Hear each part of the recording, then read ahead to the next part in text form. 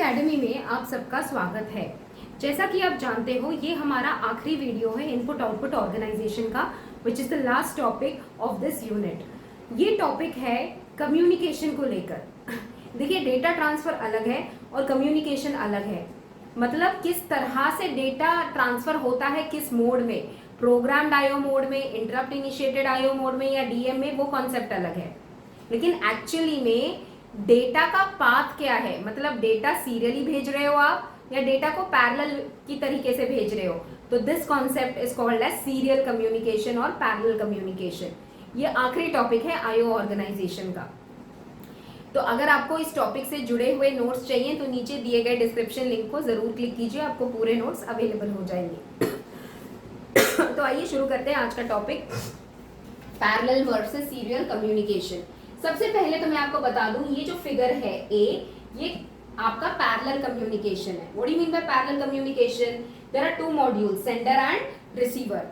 आप देखिए, ये चैनल जो है एक एक बिट ट्रांसफर कर रहा है, लेकिन multiple channels parallelly bit by bit transfer कर रहे हैं टू द रिसीवर।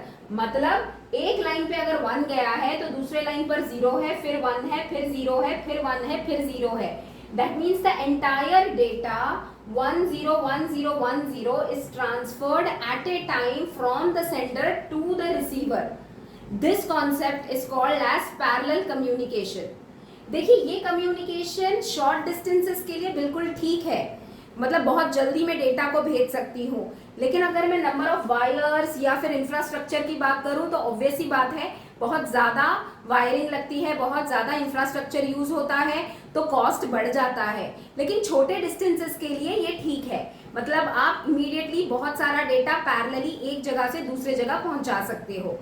अब ये जो डाटा है, हो सकता है ये कोई भी मोड ऑफ ट्रांसफर ले, ये हो सकता है प्रोग्राम्ड आईओ मोड ले, हो सकता है ये इंटरप्ट इनिशिएटेड आईओ मोड ले, हो सकता है ये डीएमए मोड ले, वो मोड ऑफ ट्रांसफर है। लेकिन जो कम्युनिकेशन का चैनल है वो पैरेलली होता है, इसको हम पैरेलल कम्युनिकेशन कहते हैं। पैरेलल कम्युनिकेशन ज्यादातर सिंक्रोनाइज्ड रहता है। What do you mean by synchronised? देखिए, मैं आपसे बात कर रही हूं तो आप भी मेरी बात सुनना चाहते हो, तो that means there is a synchronous channel between you and me. Similarly, sender कुछ डेटा भेजना चाहता है, अगर रिसीवर डेटा रिसीव ही नहीं करना चाहता तो that is not called in synchronization. तो जनरली जो पैरेलल कम्युनिकेशन होता है वो सिंक्रोनाइज्ड होता है, मतलब अगर मैं भेज रही हूँ तो रिसीवर लेने के लिए रेडी है। So parallel communication in IO organisation और IO setup is generally synchronised. तो आइए अब देखते हैं सीरियल कम्युनिकेशन किसे कहते हैं। सीरियल कम्युनिकेशन में भी देखिए, सेंडर और रिसीवर दो चैनल्स होते हैं मेरे पास, लेकिन पाथ ऑफ कम्युनिकेशन सिर्फ एक ही होता है। क्यों? क्योंकि मैं सिर्फ एक बिट एट अ टाइम भेज सकती हूँ रिसीवर को, चाहे मेरे पास डजन्स ऑफ बाइट्स हो, लेकिन I can not send them all at a time like I did in parallel. I have to send 1 bit at a time.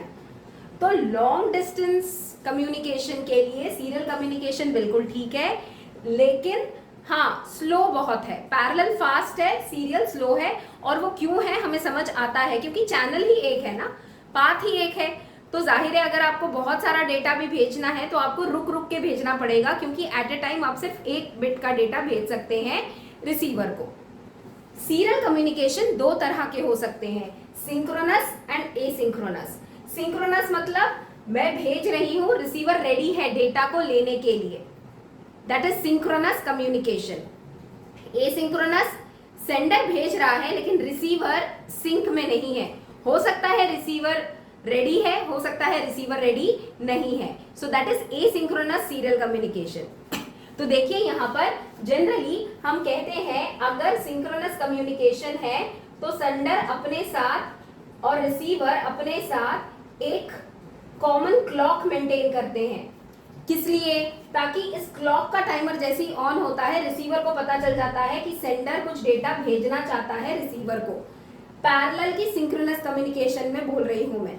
वैसे ही अगर सीरियल की सिंक्रोनस कम्युनिकेशन की मैं बात करूं तो यहाँ पर भी सेंडर और रिसीवर एक कॉमन क्लॉक में रहते हैं, ताकि उनको पता चले कि बिट बाय बिट कौन सा डेटा आ रहा है।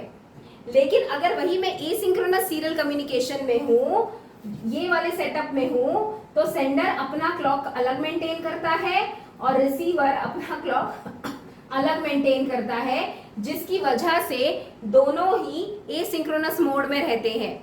देखिए एसिंक्रोनस के अपने डिसएडवांटेजेस भी हैं।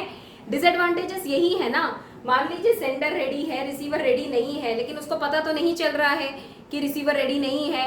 It will just set its timer and it will start sending the data bit by bit because it is serial. लेकिन receiver is not ready to receive, right? But there is no intimation to the sender. तो asynchronous की problem हमेशा रहती है। तो इसीलिए serial communication हो या पैरेलल कम्युनिकेशन हो, हमेशा सिंक्रोनस वे ऑफ कम्युनिकेशन होना चाहिए आईओ ट्रांसफर में।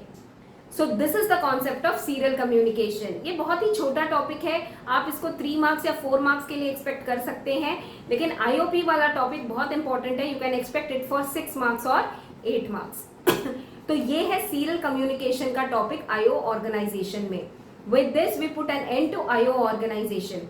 अगर मैं लिस्ट आउट करूं आईओ ऑर्गेनाइजेशन के टॉपिक्स तो वो हैं, सबसे पहला टॉपिक हमने करा था पेरिफेरल डिवाइसेस का, दूसरा टॉपिक हमने करा था आईओ पोर्ट्स का, तीसरा टॉपिक हमने करा था interrupts, types of interrupts, interrupt hardware का, चौथा टॉपिक हमने करा था modes of data transfer, programmed IO, interrupt initiated IO, DMA, पांचवा टॉपिक हमने करा था इनपुट आउटपुट प्रोसेसर का, और छठा टॉपिक हमारा रहा है सीरियल और पैरेलल कम्युनिकेशन का।